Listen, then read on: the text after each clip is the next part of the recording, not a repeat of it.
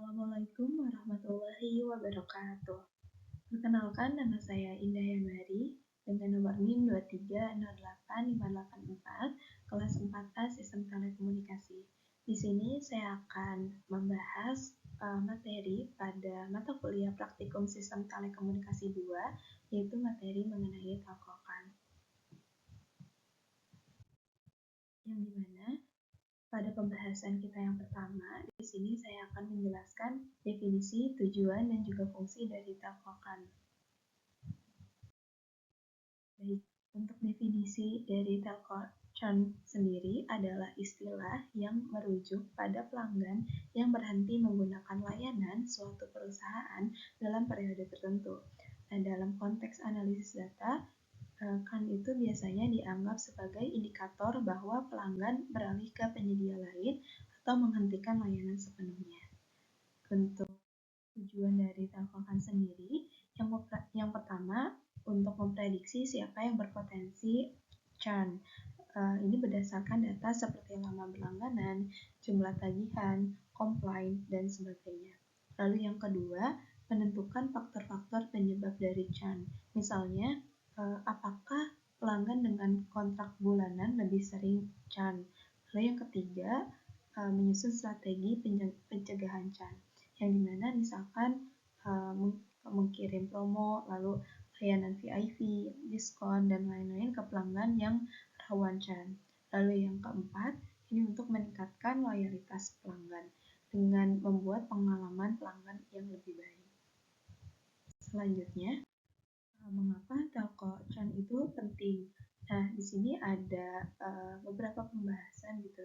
Yang pertama, mengapa telkocan itu penting? Itu karena biaya mempertahankan pelanggan lebih murah daripada mencari pelanggan baru.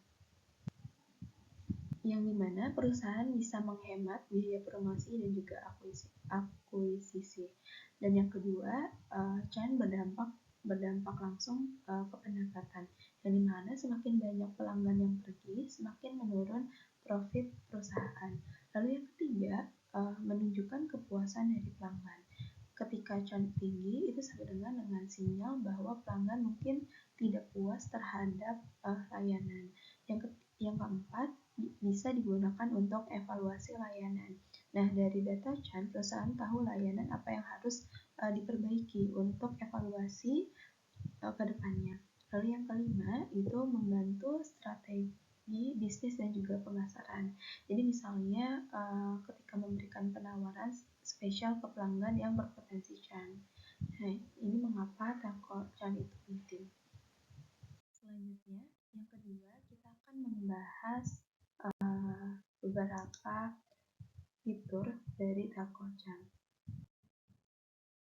Sebelum kita membahas mengenai fitur, di sini akan membahas sedikit mengenai confusion matrix, di mana confusion matrix adalah tabel evaluasi model klasifikasi yang menunjukkan perbandingan antara hasil prediksi dan kondisi aktual. Nah, dalam kasus telkocan, confusion matrix menunjukkan seberapa baik model memprediksi apakah pelanggan akan churn, berhenti atau tidak churn atau tidak berhenti, tetap menggunakan layanan. Nah, di sini terdapat tabel perbandingannya gitu ya, bisa terlihat bahwa di true negatif itu tertulis bahwa diprediksi tidak churn, lalu aktualnya itu benar tidak churn.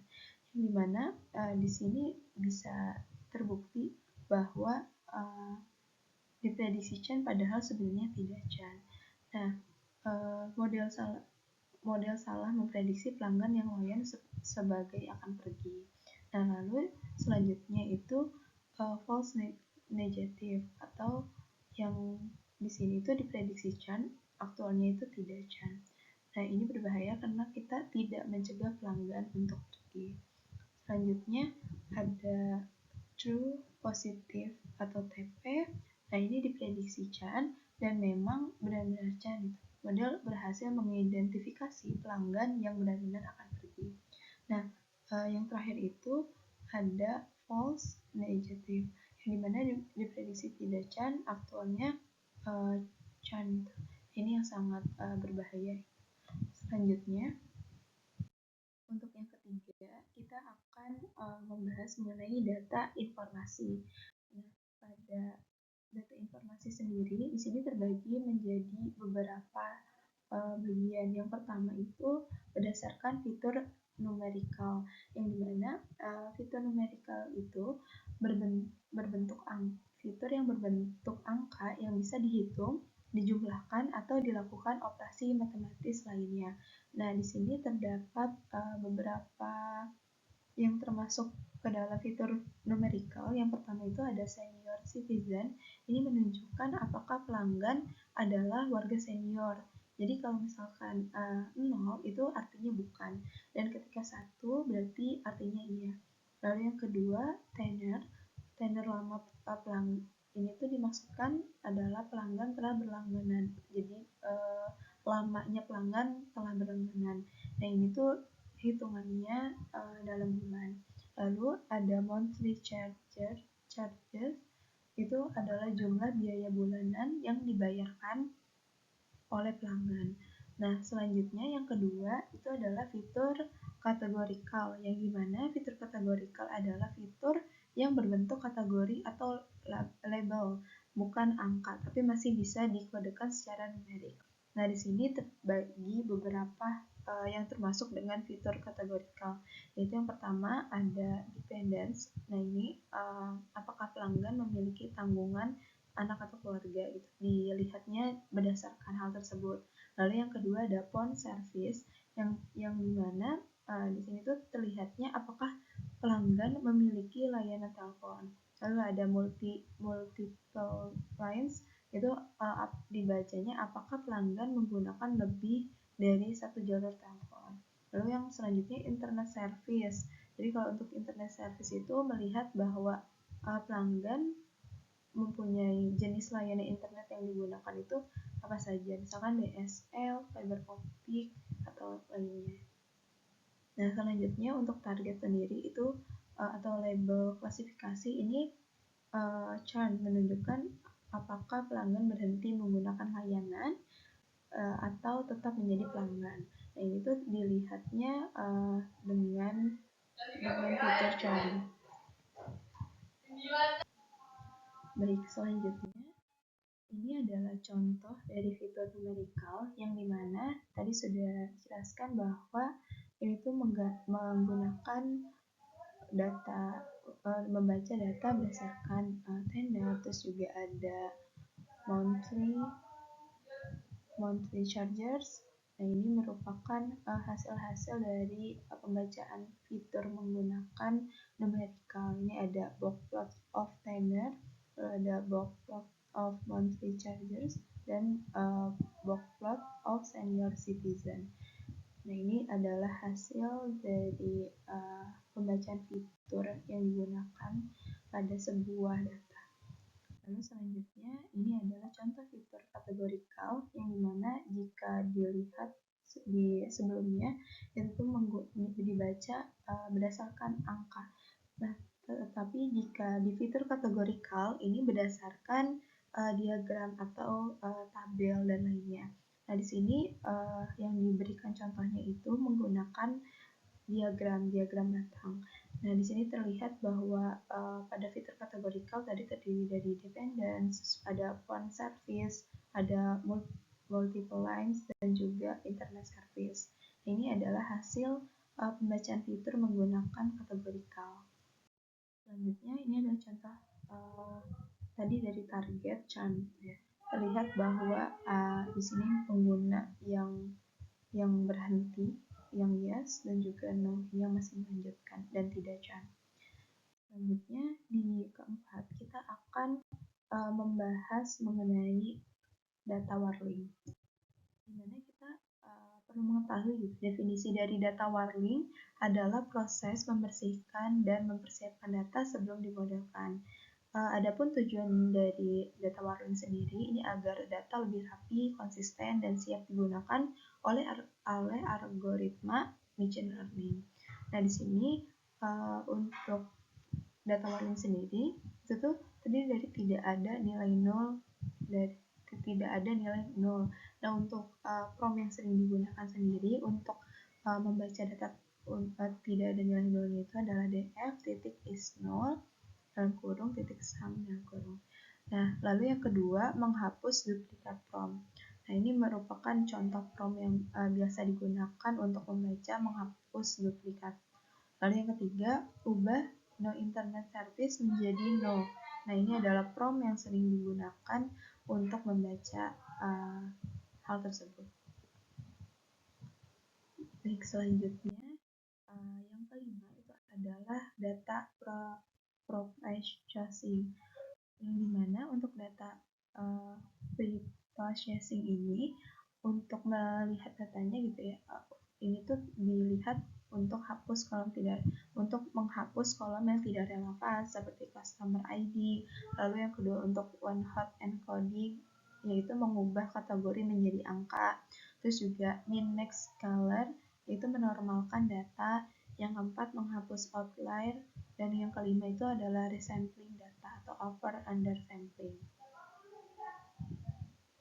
Baik, selanjutnya yang keenam ini adalah pembersihan data, yang dimana untuk pembersihan data atau cleaning ini, data cleaning ini itu terdiri dari dua. Yang pertama untuk mengatasi data hilang, yang kedua untuk koreksi kesalahan. Dan di sini untuk mengatasi data hilang ini untuk isi atau hapus nilai yang hilang. Lalu untuk prompt yang biasa digunakan dalam mengatasi data yang hilang itu, ini contohnya df.fillna unknown in place sama dengan true,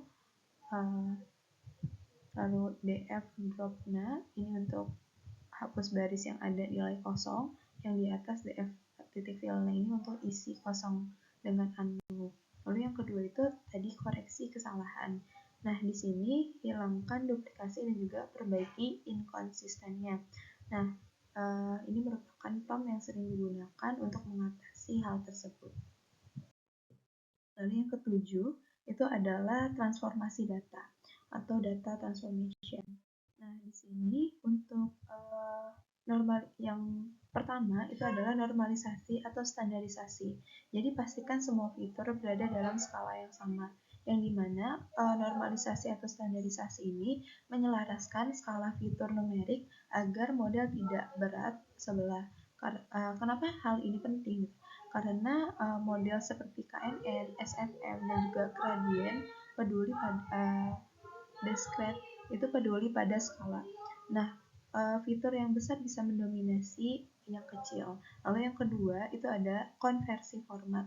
Nah, di sini itu ada ubah data kategori atau one hot encoding atau label encoding. Nah, yang dimana konversi format ini untuk mengubah data kategorikal string menjadi angka agar bisa dibaca oleh model.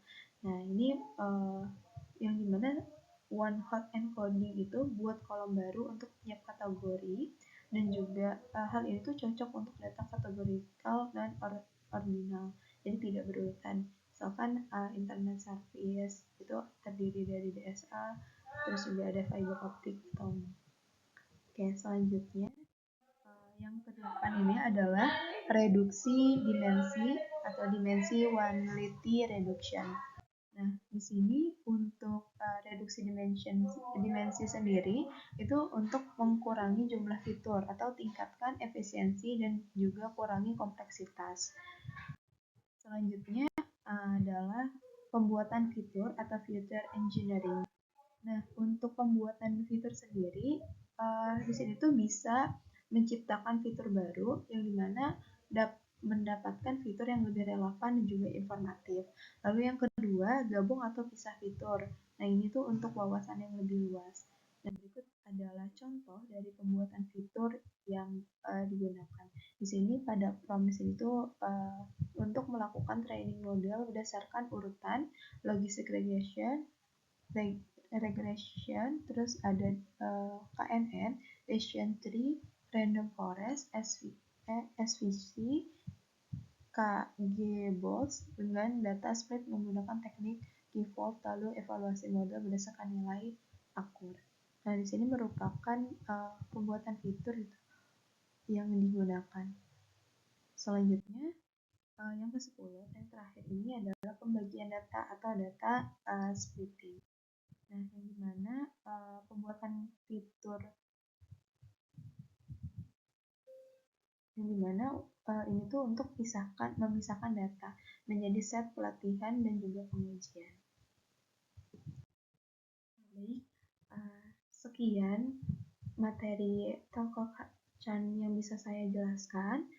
Kurang lebihnya mohon maaf, semoga dapat bermanfaat. Terima kasih banyak. Wassalamualaikum warahmatullahi wabarakatuh.